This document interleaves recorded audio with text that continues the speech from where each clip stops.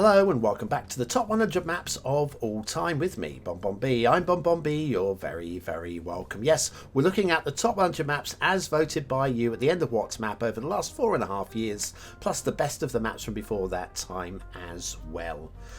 So what do we got at number 76? Well, it's very clearly a snowfall map. Now, I did say previously, right, I think it was number 100 and number 99. We had a snowfall map down there, and I said I don't think there are any other maps that are snowfall in the top 100. I was wrong. There is this one. I think this is the best snowfall map of all time personally, and I think you agree too. I have skimmed through some of the other maps further up. I don't see anything that I recognise by name as being snowfall. So if you're looking for a snowfall map, this is arguably the best. There are some other very, very good ones that you'll have a really good time with, but if you haven't played this one, then I don't know what you're waiting for. You're waiting for winter. It's winter all year long in Grimsøy by Ingenium. Right, it has an 87.25% approval rating via you guys. It's the only map with that exact score, so no countback is required. It stands alone at number 76. No fighting over places, please. It uses the Vacuum Frost or Vatten. Anyway, it's German. My German is still rubbish. Anyway, I'm going to go with Vacuum Frost. It's clearly wrong. As the theme, beautiful theme, best snowfall theme out there, and the realistic 1.2 LUT. There is another snowfall theme I do like. I can't remember what it's called now, but there are two for me. There are two standout snowfall themes. This is one of them. Okay. It was uploaded to the workshop in June of 2020. It currently has 1,866 subscribers on the workshop. 252 of those have made it a favourite. We have a 4-star rating on Steam with 141 people who have clicked the thumbs up or thumbs down buttons. Right, I reviewed this in episode 966 of What Map, giving it 5 stars for aesthetic, 4 for detail, and 4 for gameplay potential. But of course, it's not my opinion that matters, it's yours. Which is why we're looking at it now, because you guys thought it was pretty good, and that's a pretty good reason to have a look at it. Now, the start square is here, I think.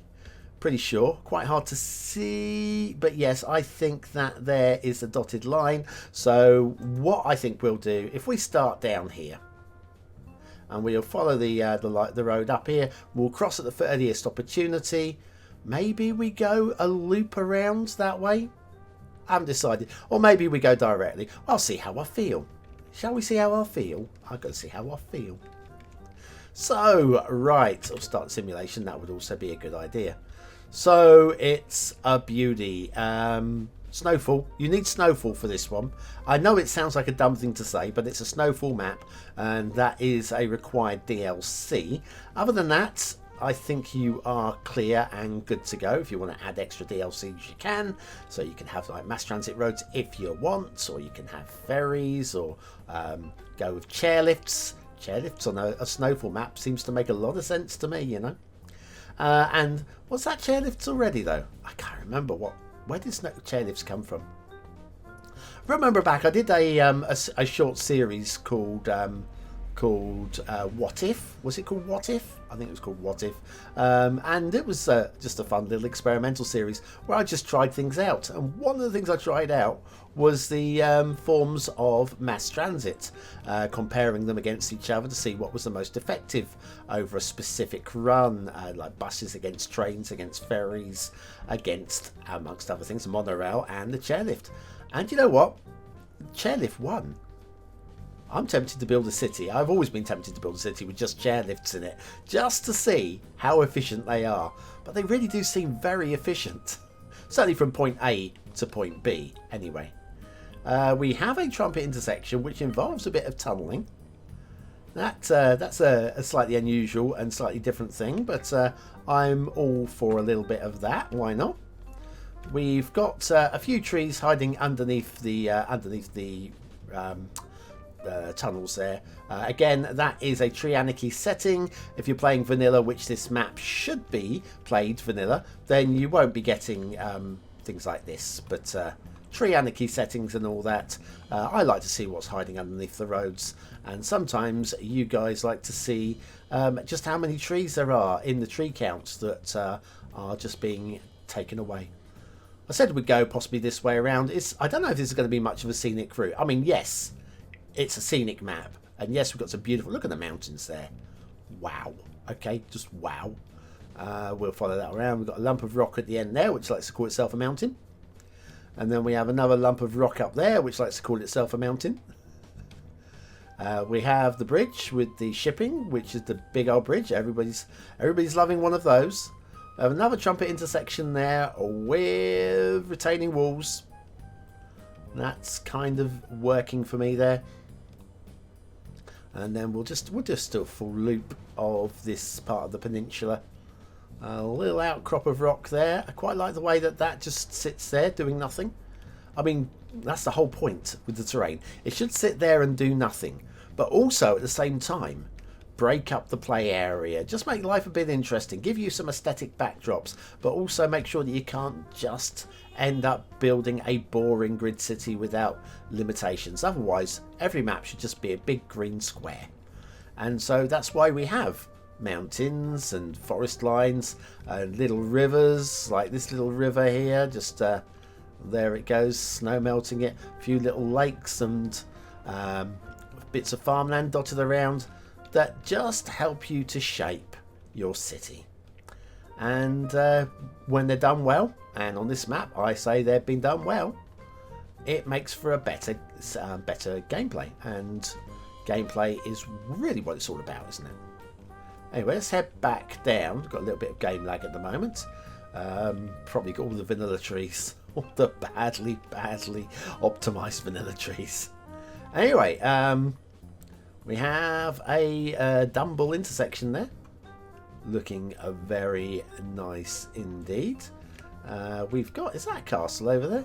Oh, it's a castle. Oh no, it's just a few standing stones. Just a bit different, a little bit unusual the way that's been put together there. And then we have rail running through as well. I'm going to head up towards the end of this peninsula so we can get a feel, look back on how we could expand our city down this way if you fancied playing a snowfall. Oh, the harbour at the end. So I've been distracted. Shiny thing. Shiny thing down here. And again, like that, you look at the harbour and you go, oh, it's all right, isn't it? What have we got down the end here? Oh, now that's a sweet thing. I never noticed that previously. That's a sweet thing.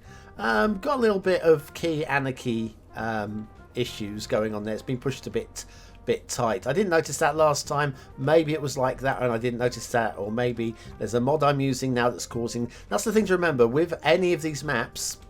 I'm using different mods now from when I did the original review. I cannot be setting the mods specifically for every unsubscribing to mods for a half-hour flyover. It could take me an hour to set up the mods for a half-hour flyover, and then I'm going to have to do it again tomorrow and tomorrow again. So that's not going to happen. So anything's like this over here, please ignore. This isn't the review. This is a last return to a map that is much loved, that we already have rated as being absolutely superb. And so that's anything like that on this map, like the trees over the tunnels, they're BonBon issues, not map issues. Okay, the trees are invisible because they are, of course, under the road, and this is vanilla, and we haven't been told to use tree anarchy to make the page. Although I would say tree anarchy is required for the overgrown rail lines here. That's clearly been put there for a reason. So I think tree anarchy is meant to be used here. So you could argue that actually I'm right. You could argue, but I'm not arguing. I'm just showing you one of the best maps there's ever been, and the best snowfall map there has ever been. That's what it's all about. Loving the shape of this island.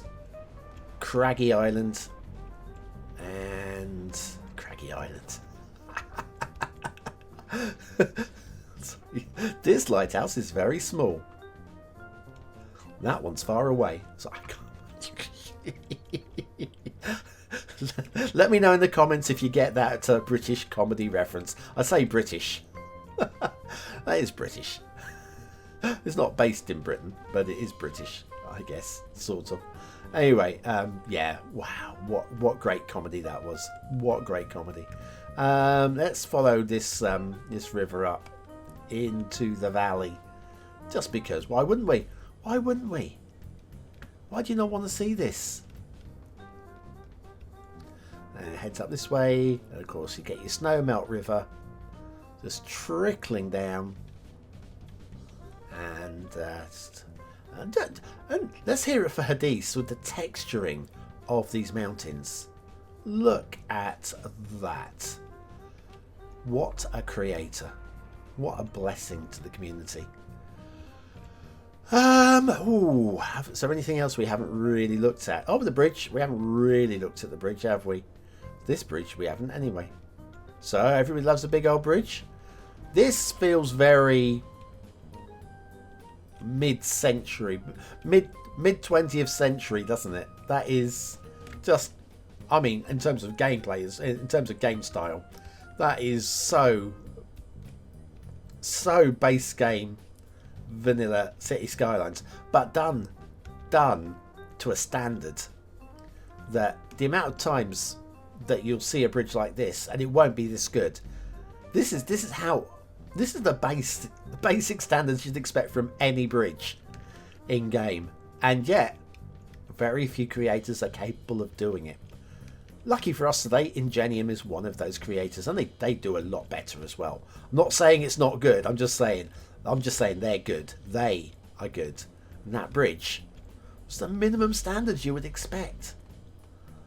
Anyway, the Lofoten Peninsulas. If you've not seen images from the Lofoten Peninsula in Norway, go Google them now. They're some of the most striking, beautiful mountains you will ever see. I mean, there are arguments, there are other locations. I mean, I'm thinking you've got down the Andes. There's some really striking mountains down there, clearly. We could talk about the Pyrenees. There's some stunning ones there. Also, I was really surprised by just how striking the mountains are in Kazakhstan. Those down there in the northern Himalayas, I guess. They're probably not called the northern Himalayas at that point, but I would say, yeah, it's kind of where the Himalayas stop in Kazakhstan. Wow. Again, do check out some screenshots of or get Google Earth. Go to Google Earth and have a look at those images there. It's amazing, I tell you. Good looking mountains, but yeah, these Norwegian ones, they're also good looking mountains. So yeah, start squares up there. You can then come and do a big city build down here. You can branch down into these areas, and then you've got a few edges around the edges of the mountains for maybe little fishing ports, that kind of thing. It just feels like it should feel. It feels like a strong, playable map that's going to give you amazing backdrops, and it's just stunning work through and through. So Grimsøy by Ingenium with an 87.25% approval rating, our 76th best map of all time.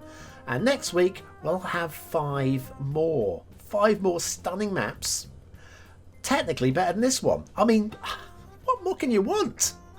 There won't be snowfall though, so maybe you could want that.